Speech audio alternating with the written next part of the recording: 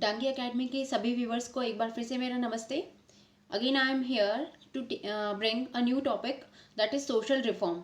This is very crucial and important topic of history. Social reforms जो है वो हम यहाँ पे डिटेल में देखेंगे कि किस तरीके से nineteenth century that means the colonial India, जब हमारे यहाँ पे ब्रिटिशर्स का जो कॉलोनियल रूल चल रहा था उस समय काफ़ी सारे ऐसे रिफॉर्म्स हुए हैं जो रिलीजियस और सोशल रिफॉर्म्स के नाम से जाने जाते हैं।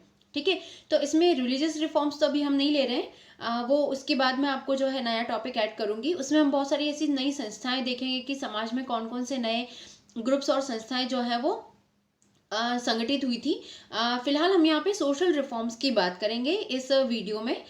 डेफिनेटली आप सोशल रिफॉर्म के बारे में जानते हैं कि सोशल रिफॉर्म क्या है और इनकी ज़रूरत क्यों पड़ी। Let's see.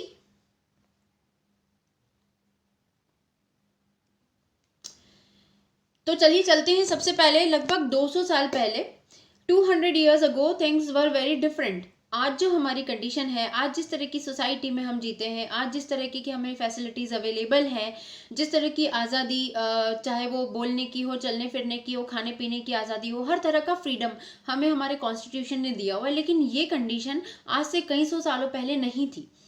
क्या कंडीशन थी? 19th century is the period of turmoil in Indian society. The age-old traditions and practices were degraded, and these were replaced by many social evils like female infanticide, sati, child marriage, caste system, parda pratha, ban on female education, and widow remarriage act, etc. तो अब देखिए ये इतनी सारी evils जो हैं जिसका मैंने यहाँ पे नाम लिया है। कुछ पिक्चर्स मैंने जो है आपको समझने के लिए यहाँ पे शो किया है, जिसके थ्रू आप शायद इस टॉपिक को और अच्छे से समझ सकें। लाइक चाइल्ड मैरिज, बाल विवाह, जिसको कि हम कहते हैं इंडियन सोसाइटी में इट वाज एग्जिस्टेड। देन इसके बाद जो है फीमेल इन्फेंटिसाइड, मतलब बच्ची को गर्भ में मार डालना। पहले तो गर्भ का पता नहीं लगा पाते थे हम, गर्भ में जो है बच्चे का जेंडर पता नहीं कर पाते थे, सेक्स पता नहीं कर पाते थे। लेकिन अब तो हमारे पास साइंस की बात जो है ये फैसिलिटीज अवेलेबल है। तो आज भी in 21st century, yes, some people are taking advantages of these technologies to kill the girl child। तो जो है ये आज का मतलब जो है वो प्रॉब्लम नहीं है, ये कई सौ सालों पहले भी हमारी सोसाइटी में एज इट इज़ अवेलेबल था। लेकिन उस समय बच्ची को जन्म लेने के बाद मार दिया जाता था। ठीक है, इसी तरीके से पर्दा प्रथा हो गई, कास्ट सिस्टम, जातिवाद जो है वो जाति और उपजातियों में समाज बटा हुआ था, बहुत ही रिजिडिटी थी हमारी सोसाइटी में, आज भी है। देन विडो री मैरिज। तो ये कुछ इस तरीके की प्रॉब्लम्स थी सोसाइटी में, ये समाज से रिलेट करती थी। That's why these are called the social evil. इसीलिए इनको जो है हम सोशल एविल के नाम से या सामाजिक बुराइयों के नाम से जानते हैं। अब क्या हुआ था 19th सेंचुरी में जो है, it is the period of turmoil in Indian society. ये बहुत ही उथल पुथल वाला जो है एक this period is known as the turmoil in the Indian society. मतलब बहुत ही उथल पुथल वाला जो है वो टाइम माना जाता था, क्योंकि इस समय बहुत सारे ड्रास्टिक चेंजेस आए थे, बहुत सारे ऐसे रूल्स और रेगुलेशंस बने थे जिन्होंने इन सामाजिक बुराइयों को, धार्मिक असमानताओं को जो है हमारे समाज से दूर करने में बहुत ही जो है हमारी हेल्प की थी। तो देखते हैं हम कि किस तरीके से जो है वो एक एक करके वन बाय वन हम एक एक टॉपिक उठाएंगे, और इसमें हम देखेंगे कि किस तरीके से एक एक करके इन सोशल एविल्स के अगेंस्ट लोगों ने जो है अपनी आवाज़ उठाई थी, और किस तरीके से ब्रिटिश गवर्नमेंट ने इन सभी एविल्स को हमारी सोसाइटी से जो है एबोलिश करने में हमारी मदद की थी। तो सबसे पहले हम लोग आ जाते हैं Renaissance. Now what is the Renaissance? Renaissance एक ऐसा वर्ड है जो पूरे वर्ल्ड के लिए एग्जिस्ट करता है, मतलब पूरे वर्ल्ड के लिए सिमिलरली इम्पोर्टेंट है। यस, हम सिर्फ इंडियन सोसाइटी की बात कर रहे हैं अभी फिलहाल के लिए यहाँ पे, लेकिन इसका मतलब ये नहीं है कि सिर्फ देश हमारा जो था, हमारे भारत देश में ही पुनर्जागरण हुआ था। नहीं, दुनिया के दूसरे देशों में भी अपने अपने तरीके से अपनी अपनी जो है वो परिस्थितियों से लड़ते हुए, अपने अपने अधिकारों के लिए लड़ते हुए उन समाजों में भी जो है वो रेनेसा हुआ था। तो वो तो खैर दूसरी बात हो जाती है। अभी हम यहाँ पे रेनेसा का मीनिंग लेते हैं। What is the meaning, exact meaning of Renaissance? और रिवाइवल और रिन्यूड इंटरेस्ट इन समथिंग, मतलब किसी चीज को फिर से जागृत करना, या उसमें सुधार लाना, उसमें बदलाव करना। ठीक है, या उसको जो है वो नए तरीके से समाज के सामने लेके आना। ठीक है, this is called the Renaissance. और अगर हम हिंदी के इसके मीनिंग पे जाते हैं तो पुनर्जागरण, पुनर्जागरण को अगर हम इसका संधि विच्छेद करते हैं तो होता है पुनः जागरण। पुनः जागरण यानी फिर से उठ जाना। फिर से उठ जाना तो क्या समाज सोया हुआ था? नहीं, यहाँ पे उठ जाने से मतलब ये है कि हमारा समाज बहुत सारी बुरी आदतों, बुरी सामाजिक कुरीतियों के बीच में फंसा हुआ था, जिसकी वजह से वो प्रॉपर ग्रो नहीं कर पा रहा था। तो इस वजह से कुछ हमारी सोसाइटी में जब ब्रिटिशर्स हमारे यहाँ पे आए, उन्होंने यहाँ पे इंग्लिश एजुकेशन लेके आए, और उसके पहले ही हमारे यहाँ पे एग्जिस्ट करती थी काफ़ी हायर जो है एजुकेशन सिस्टम था हमारे इंडिया का, जो है उसमें भी काफ़ी ऐसे लोग थे जो समाज के जो फ्रंट लाइन में आए थे, और उन्होंने जो है अपनी शिक्षा के आधार पे, अपने ज्ञान के आधार पे समाज में जागरूकता फैलाने का प्रयास किया। इन बुराइयों के अगेंस्ट उन्होंने आवाज़ उठाई थी। तो जब इस तरीके के जो स्कॉलर्स जो स्कॉलर्स होते हैं, जो राइटर्स होते हैं, जो इस तरह के लोग जो होते हैं, वो जब समाज में किसी तरह का बदलाव लेकर आने की कोशिश करते हैं और लोग भी उसको धीरे धीरे एक्सेप्ट करते हैं, तो इस तरह की जो कंडीशन होती है उसे पुनर्जागरण कहते हैं। As a consequences, several individuals and movements sought to bring about changes in social and religious practices with a view to reforming and revitalizing society।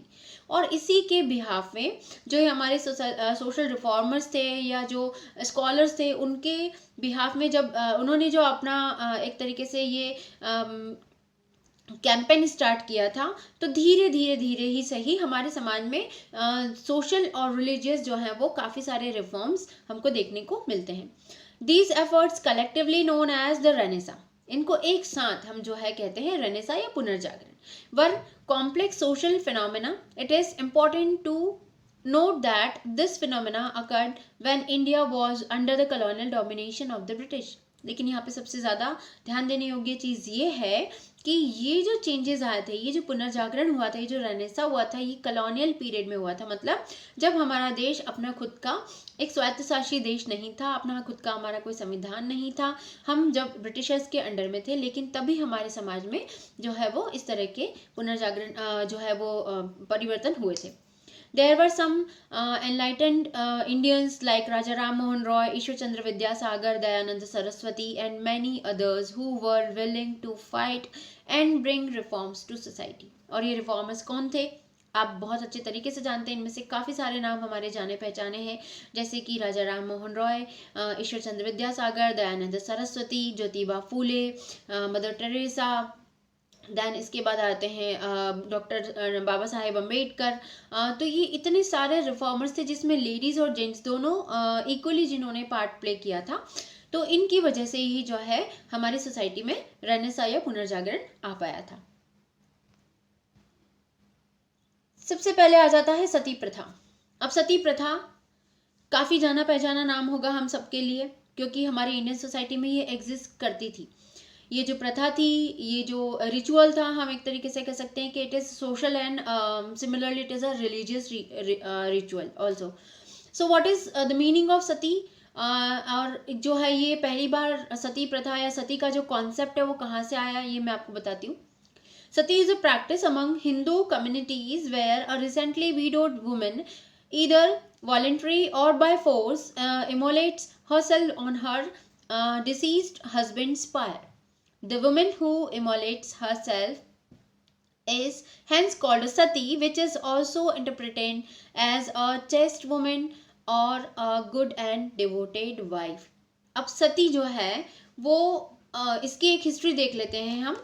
Mythological histories आपने देखी होंगी, स्टोरीज हम काफ़ी सारी जो है वो शिव पुराण है, हमारे हिंदू धर्म ग्रंथों के जो है काफ़ी वेद हैं, अरण्यक हैं, उपनिषद हैं, बहुत सारी राइटिंग्स हमारे पास अवेलेबल हैं और उसमें अलग अलग चीज़ें हमको जानने को मिलती हैं। तो इसी के तारतम्य में मैं आपसे ये बात करना चाहूँगी कि जो शिव जी की जो कहानी है, जो सती से रिलेट करती है, जो कि पार्वती जी का पूर्व जन्म का नाम है सती। तो पूरी स्टोरी तो नहीं बताना चाहिए यहाँ पे। जब ऐसा माना है कि जब सती का विवाह शिव जी से हो गया था, और सती जो थी वो दक्ष की पुत्री थी। तो जब सती का विवाह शिव जी से हो गया था तो उसके बाद जब सती अपने पति के घर चली जाती हैं, शिवलोक चली जाती हैं, हिमालय पे चली जाती हैं, तो उन्हें पता चलता है कि उनके पिताजी जो हैं वो एक यज्ञ कर रहे हैं बहुत बड़ा, लेकिन उसमें उनको इन्विटेशन नहीं होता। तो वो बिना बुलाए अपने पति के परमिशन के बिना, जो है शिव जी की परमिशन के बिना, अपने पति के पिता के यज्ञ में शामिल हो जाती हैं, वहाँ पे सम्मिलित हो जाती हैं। और वहाँ जब वो जाती हैं तो क्योंकि उनको इनविटेशन नहीं था तो काफ़ी अपमानित महसूस होती हैं, और वहाँ पे वो देखती हैं कि उनके पति का वहाँ पे जो है अपमान किया जा रहा है, मतलब शिव जी का अपमान किया जा रहा है। तो क्रोधित होकर जो है अपनी योग अग्नि से स्वयं को जला लेती हैं, अपनी योग अग्नि प्रज्वलित करती हैं और उससे वो स्वयं को जला लेती हैं। ठीक है, तो वो एक मोमेंट था जब उन्होंने अपने पति के अपमान का बदला लेने के लिए, या पति का अपमान सहन नहीं होने की वजह से उन्होंने स्वयं को जो है जला लिया था। तो वो जो सती का जो कॉन्सेप्ट है वो शायद वहां से आया है कि जो सती माता थी उन्होंने अपने आप को योग अग्नि से जलाया था। लेकिन यहाँ पे अगर हम 18th और 19th सेंचुरी की बात करते हैं तो ये कॉन्सेप्ट पूरी तरीके से बदल जाता है। यहाँ पे एक वीडो, रिसेंटली वीडो, मतलब अभी अभी जिसके पति की मृत्यु हुई है, उसको या तो जबरदस्ती या तो वो इच्छा से अपनी पति की जलती हुई चिता पे जिंदा बैठ जाए, या फिर उसको जो है फोर्सफुली ये करने के लिए जो है वो मजबूर किया जाता था। The women who immolates herself is hence called sati. और जो स्त्री खुशी खुशी या फोर्सली ये जो है वो रिचुअल कर लेती थी, उसको सती के नाम से जाना जाता था, या पवित्र महिला या पतिव्रता महिला, इस तरह के शब्दों का जो है उसके लिए यूज होता था।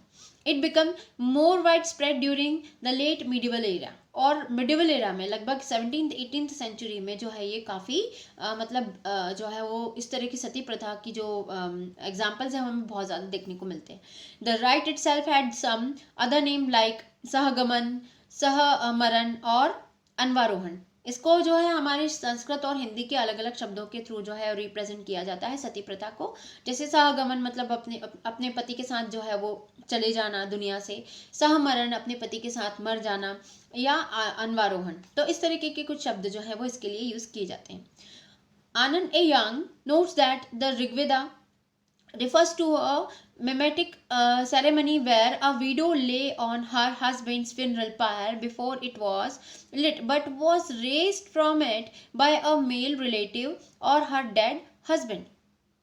और जो है इसके बारे में हमको मिस्टर आनंद ए यांग जो है वो बताते हैं कि ऋग्वेदा में इस तरह का कहीं जो है वो एक नोट हमको देखने को मिलता है, and that is called the mimetic ceremony, जिसमें कि एक विधवा अपने पति के जो है फ्यूनरल पायर पे, उसकी चिता पर जो है वो लेट जाती है। lit but was raised from it by a male relative or her dead husband। और उस चिता में जो है वो उसके किसी मेल रिलेटिव के थ्रू जो है वो आग लगा दी जाती है। According to Young the word eager to go forth was probably in the 16th century. It was used mostly in the 16th century, that mistranslated into the agni, into the fire। अब eager to go forth के साथ जाना, लेकिन वहां पे ये कहते हैं कि शायद इसका कोई अपभ्रंश हुआ शब्द का। 16th सेंचुरी में जो है इसको एगर यूज किया जाता था, बट आते आते 18th और 19th सेंचुरी में ये हो गया है अग्नि, मतलब कि आपको अग्नि के साथ जल जाना। टू गिव वैदिक सैंक्शन फॉर सती।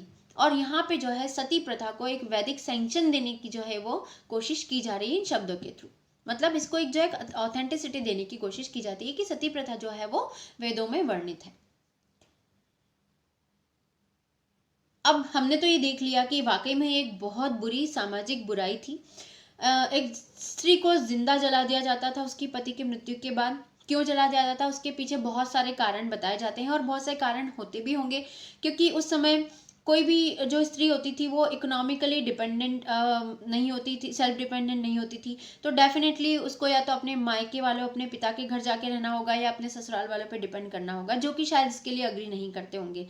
दूसरी चीज़ उसकी जो है वो शारीरिक पवित्रता को माना जाता होगा कि अगर स्त्री जवान है या खूबसूरत है या जिस भी तरह की जो भी चीज़ उसमें है, तो उसको जो है वो लोगों की बुरी नज़र से बचाने के लिए तो बेटर ये होगा कि लोगों की बुराई सुनने से, ताने सुनने से जो है वो अपने पति के साथ सहगमन कर जाए।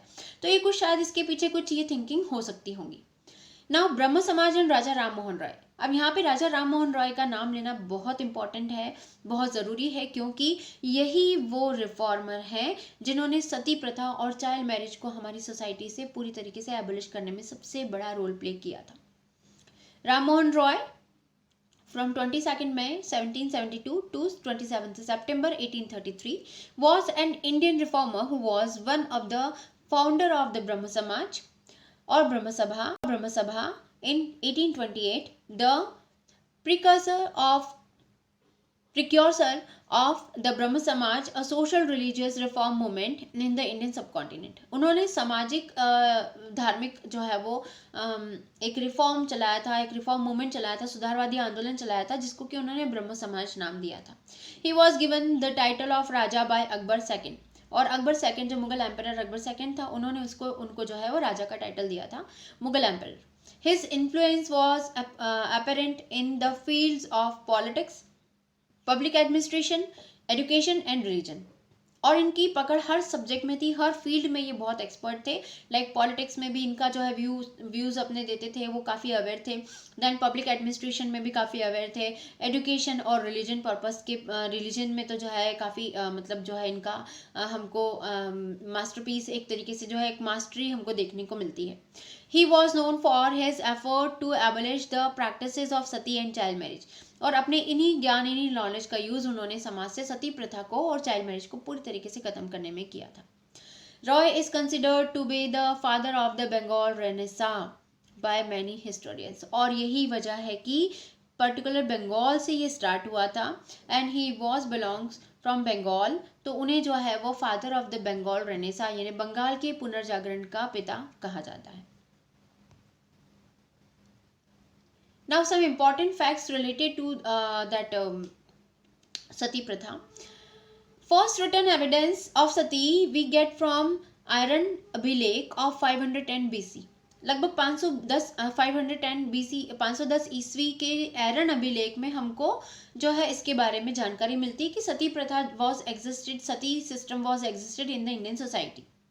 From 15th to 18th century, some rulers tried to ban this sati pratha. For example, Sikandar, a ruler of Kashmir, Portuguese governor Alak Kark, Mughal emperors, Akbar, Peshawar, Peshwas of Maharashtra, Lord Cornwallis, Lord Bantic, etc.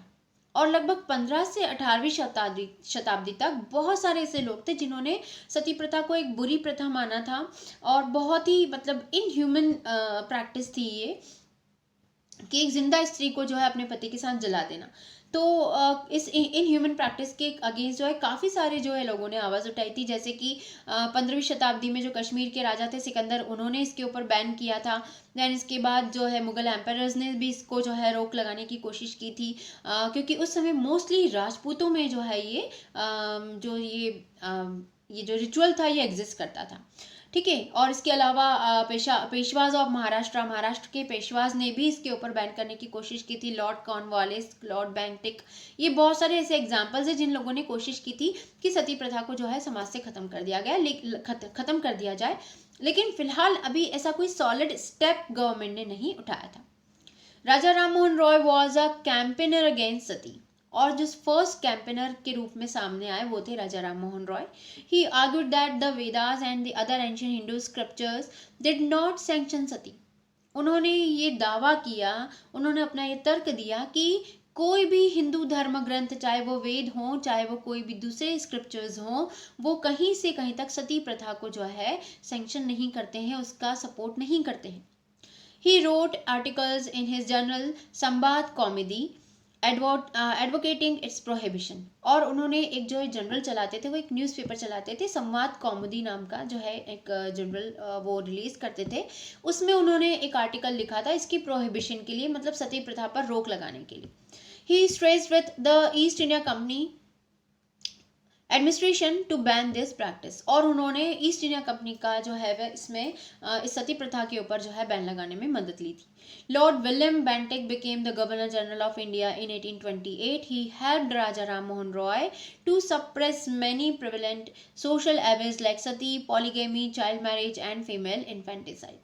और जब finally 1828 में Lord William Bentinck हमारे देश के governor general बनकर India आए तो उन्होंने राजा राम मोहन रॉय की जो है वो इसमें मदद की। उन्होंने बहुत सारे ऐसे रूल्स एंड रेगुलेशंस बनाए, ऐसे बिल पास किए जिसके थ्रू सती प्रथा, पॉलीगेमी, चाइल्ड मैरिज और फीमेल इन्फेंटिसाइड को जो है वो इलीगल घोषित कर दिया गया। इन्हें समाज में इसको पूरी तरीके से बंद कर दिया गया।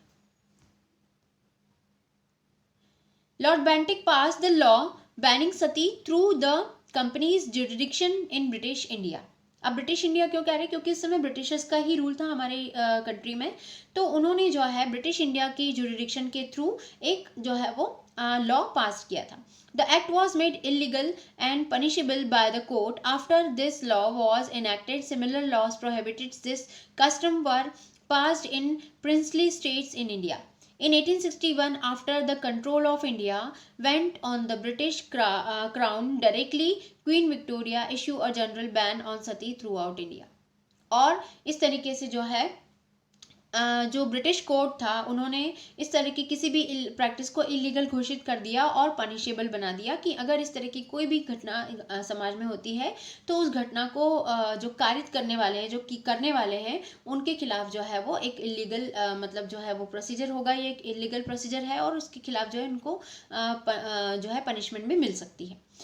The Bengal sati regulation, the regulation 17th was passed on December 4, 1829 by the then Governor General of India, Lord William Bentinck, making the practice of sati illegal in all of the British India. और finally 4th of December 1829 को एक the Bengal sati regulation act pass कर दिया गया, जो कि किसने पास किया था, गवर्नर जनरल विलियम बेंटिक ने, और इसके थ्रू पूरे इंडिया में जो है सती को इलीगल घोषित कर दिया गया। और इस तरीके से एक बहुत ही इनह्यूमन प्रैक्टिस का जो है हमारे देश से अंत हो गया। Now female infanticide. Female infanticide मतलब जो बच्चियां होती, जो फीमेल चाइल्ड होता है, या तो उसको माँ के गर्भ में या गर्भ के बाहर जो है जन्म लेने के बाद उसको मार डाला जाता है। Female infanticide is the deliberate killing of newborn female children. In 1789, during British colonial rule in India, the British discovered that female infanticide in Uttar Pradesh was openly acknowledged. Female infanticide क्या होता है कि नए जन्म ली हुई बच्ची को जो है वो मार डालना। अब ये सबसे पहले कहाँ डिटेक्ट हुआ था, तो ये डिटेक्ट हुआ था उत्तर प्रदेश में इन 1789। A review of scholarship has shown that the majority of female infanticide in India during the colonial period occurred for the most part in the northwest, and that through although not all groups carried out this practice, it was indeed widespread. अब देखिए यहाँ पे ये बोल रहे हैं कि जो फीमेल इन्फेंटिसाइड है वो काफ़ी बड़े हिस्से में हमको जो है वो 18th और 19th सेंचुरी में हमको देखने को मिलती है, लेकिन हर तरह के ग्रुप के थ्रू ये फॉलो नहीं होती थी। पर्टिकुलर कुछ ऐसे ग्रुप्स होते थे जो फीमेल इन्फेंटिसाइड को जो है वो अंजाम देते थे। In 1870, after an investigation by the colonial authorities, the practice was made illegal with the Female Infanticide Prevention Act 1870. और फाइनली जैसे कि सती प्रथा के ऊपर बैन लगाया था ब्रिटिशर्स ने, इसी तरीके से ब्रिटिश जुरिडिक्शन ने 1870 में एक रेगुलेशन एक्ट पास किया और उसको जो है वो फीमेल इन्फेंटिसाइड प्रिवेंशन एक्ट 1870 कहा जाता है, और इसके थ्रू जो है वो फीमेल इन्फेंटिसाइड को पूरी तरीके से इलीगल घोषित कर दिया गया। Now the next is slavery. Slavery, दास्ता या दस्यु, जैसे कि हम काफ़ी जाने पहचाने नाम हमारी सोसाइटी में एग्जिस्ट करते हैं। स्लेवरी भी एक तरीके से सोशल एविल थी, हालांकि इसमें जो है वो ब्रिटिशर्स भी इन्वॉल्व थे। At the earlier part of the centuries the britishers, the Dutches, द फ्रांसीसीज ऑल वर द इन्वॉल्व, लेकिन धीरे धीरे इसको भी एक इनह्यूमन प्रैक्टिस माना गया और इसके अगेंस्ट भी बहुत सारे रिफॉर्मर्स जो है वो खड़े हुए थे कि इस तरह की इनह्यूमन प्रैक्टिसेस को बंद कर देना चाहिए, and finally we get abolished this slavery. The early history of slavery in India is contested because it depend on the translations of terms such as das or dasyu.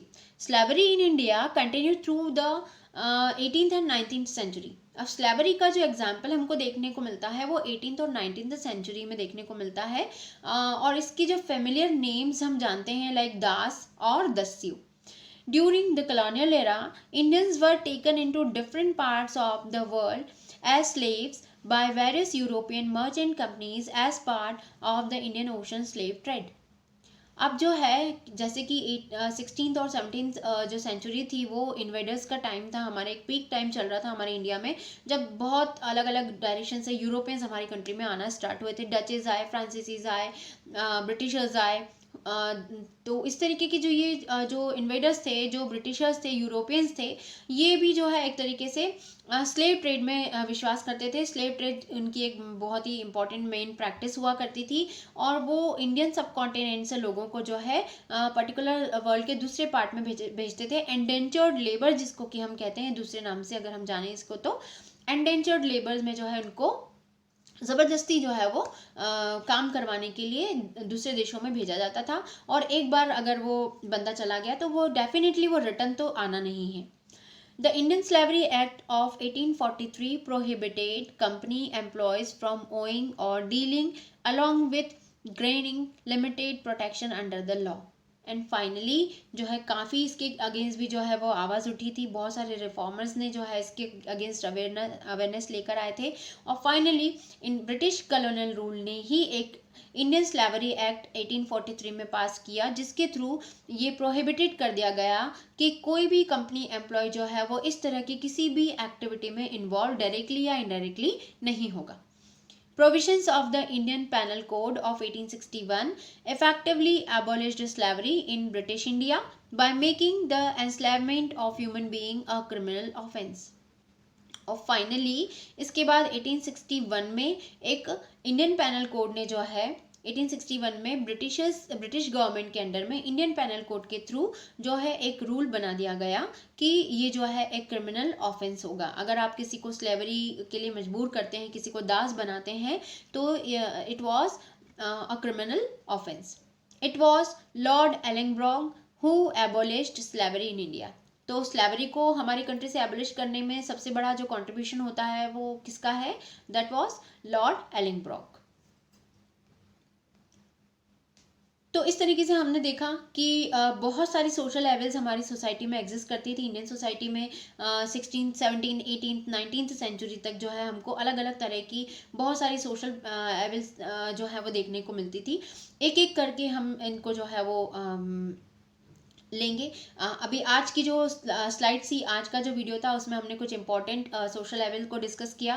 Definitely next video में मैं बची हुई जो भी social evils थी उनको किस तरीके से एबोलिश किया गया, किन किन ऐसे कौन कौन से जो है गवर्नर जनरल्स थे, कौन कौन रिफॉर्मर्स थे जिन्होंने उन सोशल एवल्स को हमारी सोसाइटी से हटाने में मदद की थी. इसके पहले कि मैं वीडियो ख़त्म करूँ, आपसे रिक्वेस्ट है कि वीडियो को वॉच कीजिए, लाइक कीजिए, शेयर कीजिए, ज़्यादा से ज़्यादा शेयर कीजिए, हमारे चैनल को सब्सक्राइब कीजिए, और साथ ही साथ हमारे टेलीग्राम चैनल को भी ज्वाइन कीजिए, क्योंकि इन सारी वीडियोस के PDF इजीली आपको टेलीग्राम चैनल पे अवेलेबल हो जाएंगे. इसके अलावा आपकी कोई क्वेश्चन, कोई क्वेरी है तो डेफिनेटली आप हमें पिंग करिए. हम आपकी जो भी क्वेरी या क्वेश्चंस होंगे उनके आंसर्स आपको ज़रूर प्रोवाइड करेंगे. Thank you very much.